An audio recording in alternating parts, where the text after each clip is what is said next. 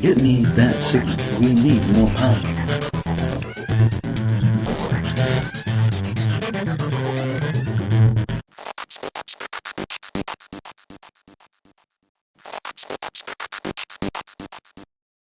Well, I'll tell you what, I will say that it's a fascinating experience to play a character for so long, to do it for 14 years, and to be, I take great pride in being the voice of Shaggy now. We have a new television show coming out next year. It's called Be Cool, Scooby Doo. And again, to kind of, as the character changes per our creator's journey, it's interesting to stay the constant and try to figure out how Matt, can fit into their new vision of the character that's been around for, 50 years. But I love it. It's my favorite job. Well, I did the film. It's not like I went around doing an impression of Shaggy. I had to teach myself to do it. And originally, when I first started doing it, I would have to scream myself hoarse to find the voice. And so, you could do the voice, and it would be like... and I realized quickly after getting the job, I couldn't do that for, every day of shooting. So, and when it came time to do the audition, I feel like, for better or for worse, I took it really seriously. I took it as a challenge to take a two-dimensional character that everyone knows throughout their entire lives and make him a real person. And how do you break that down? And how do you represent what he was in the cartoons? And how do you make that as a man? How do you kind of fit it all into one performance? Was a challenge. But I took a lot of pride in it. I really crafted it. I worked on it a really long time. And when it came time to do the audition, it went my way, and I've been lucky to have that job ever since. Well, I have to say, so we work autonomous. I mean, we're by ourselves in a booth, and you over the course of a year, you do a movie like this. So you do it a couple times. So I've never met Kiss until today. And I will say that Gene Simmons just stuck his fingers in my ear. So I feel like I'm an official part of the Kiss Army. There's a good chance I'm going to perform with them somewhere in the world. No, they're super great guys. And, I certainly grew up with them in, owning those albums and owning their individual albums. And to meet them is really kind of, I'm speechless. They're really nice guys. I swear to God, that's the truth. It's weird, but true. Oh, that's funny. No, but I definitely, there is an element of when you're reading along and you get it, that you end up in these facial expressions. There's a natural kind of, when he's running for his life, I definitely move my body in the booth. You're sitting there who's running? And you're trying to put it together. So there's a lot of this, and you always have this stupid look on your face, But it's fun. Look, I know the character at this point in my life, I think better than anyone in the world now that Casey's gone. Yeah. And so, look, you kind of take pride in that. You protect that, and you kind of, I own it, and I love being that guy.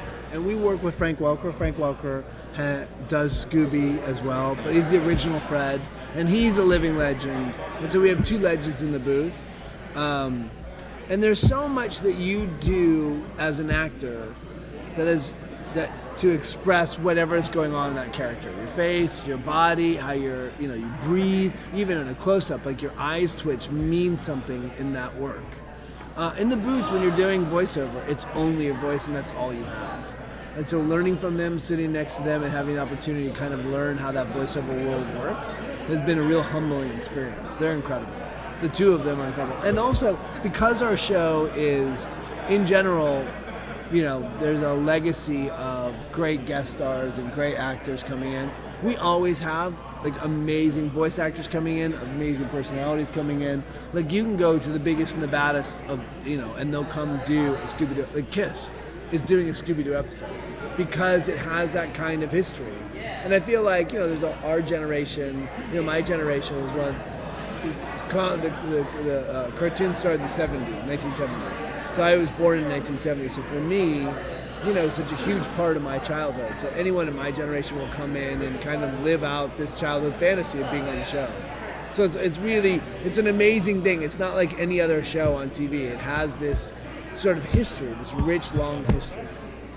It's so funny. Not a lot. I mean, look, our Mystery Incorporated, which was the last cartoon series, was serialized, which I thought was a really exciting twist on the cartoon world. And that actual 2-year adventure of that show is actually phenomenal. It's phenomenal storytelling. It's really fantastic art.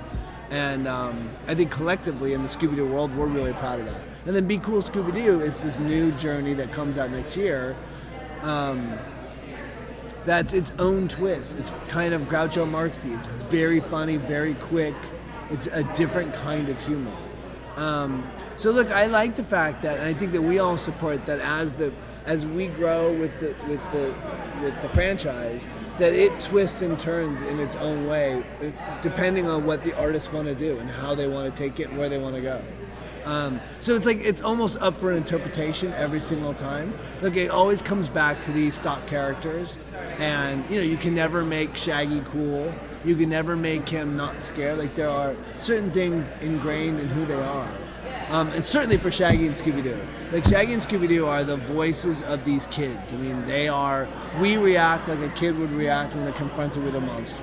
And I think that's why kids have identified with these two scaredy cats their whole lives. So as long as you protect the fundamental characteristics of who these people are, the series and the show, whatever that framework is, will be fine. Oh, it's so great that you just asked that question. They just greenlit not a live action, but a feature version of Scooby Doo, an animated feature for Scooby Doo for Warner Brothers, and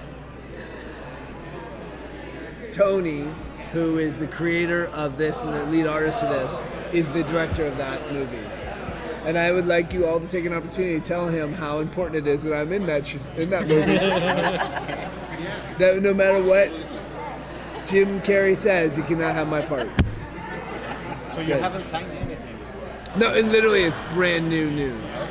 So they're working on this kind of amazing feature version of an animated movie. I think it would a little bit something like this. Well, first of all, I just done Lois Lane I'm in the last Warner Brothers Superman and Lois Lane, and I think the phone call went something like this: "Hey, Pauley, do you want to be a part of Scooby Doo meets Kid?" Yes. That's all I had to hear. I mean, what else do you have to say, really? Scooby Doo, Kiss, I'm in. I had no idea what I was doing. I was just like, you got it. Sure. I play the Crimson Witch. I am indeed the bad guy. Very scary one.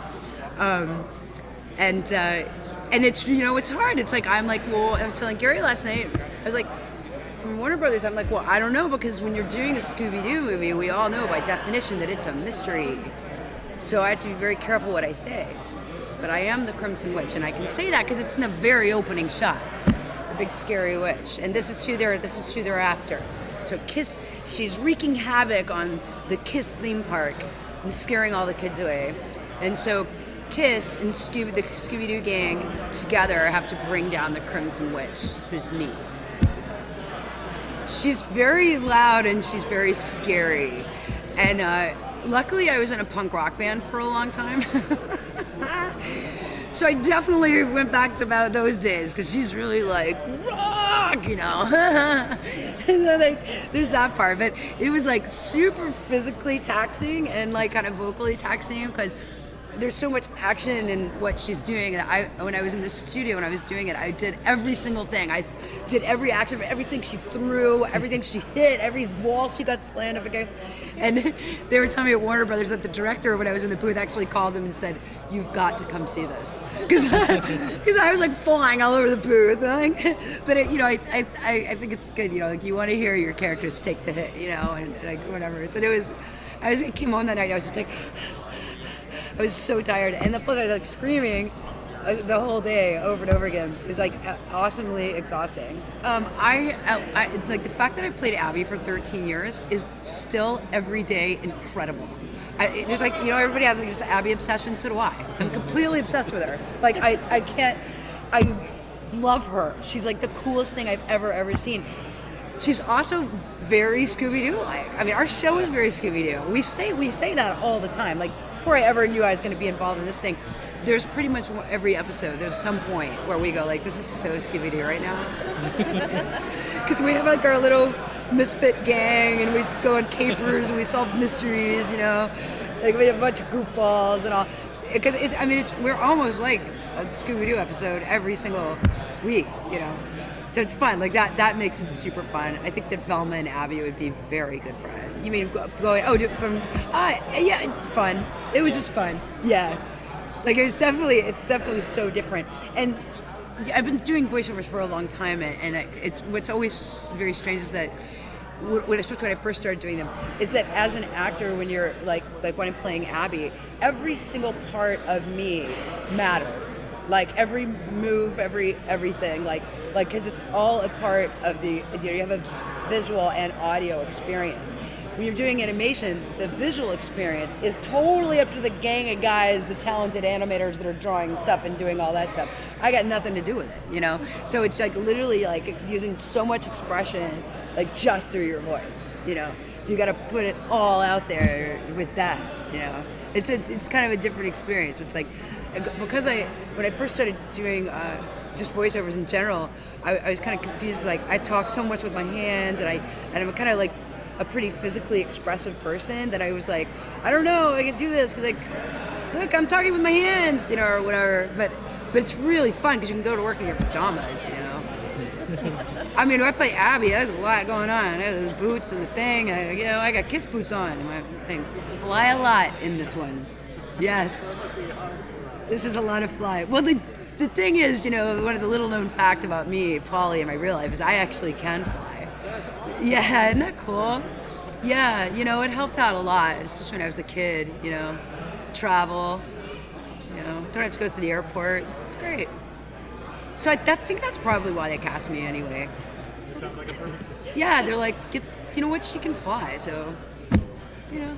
Well, she has her line, her big line. It's gone over and over again. I don't know if I could do it right now. So, in my real life, I'm actually not very loud. She's very loud, and I would get like, I think I would get embarrassed if I did do it because I'd have to scream it if it was really loud. You can blame it on us. Maybe I could try to do it quiet. She goes, "Give me rock." Sort of thing. That's the quiet version. Otherwise, I'd have to scream it, and I don't want to be the center of attention because Kiss is here. Get me that 6. We need more power.